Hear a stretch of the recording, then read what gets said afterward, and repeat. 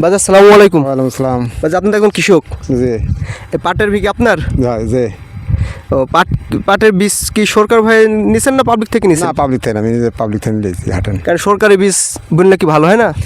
পাটটা লাল হার ফলন বলে কম হয় একটু, আপনার ছাল কম হয়। ও তাই?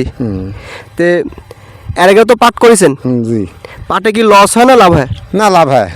আমি গত বছর ধরেন 1,30,000 পাট বেচছি আড়াই বিঘ থেকে।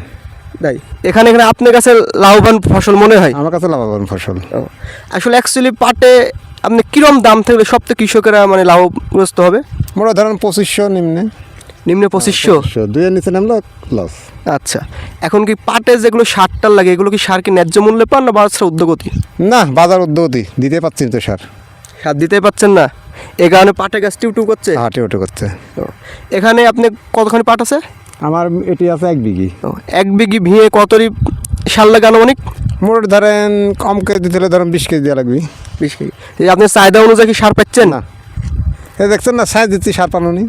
ও, তা আপনি তো একজন কৃষক মানুষ, হ্যাঁ মানে এ বছরে কতদিন গরু মাংস কিনে খেতে পারছেন? গরুর মাংস কোরবানি দিছি ধরেন আর মাঝে মাঝে তো আত্মীয় স্বজন এলাকান তা কিনা যাচ্ছে 800 টাকা কেজি মাংস। গরুর মাংসটা কত টাকা কেজি থাকলে আপনারা খুশি হবেন কৃষকেরা? এই মোটা ধরেন 600। যে পণ্য বিক্রি করি আপনার 1 মণ পেঁয়াজ বিক্রি করলে 1 কেজি কি এখন বর্তমানে গরুর মাংস হচ্ছে? টাফ ব্যাপার, ধরেন ভালো হলে গান হচ্ছে না হলে হচ্ছে না।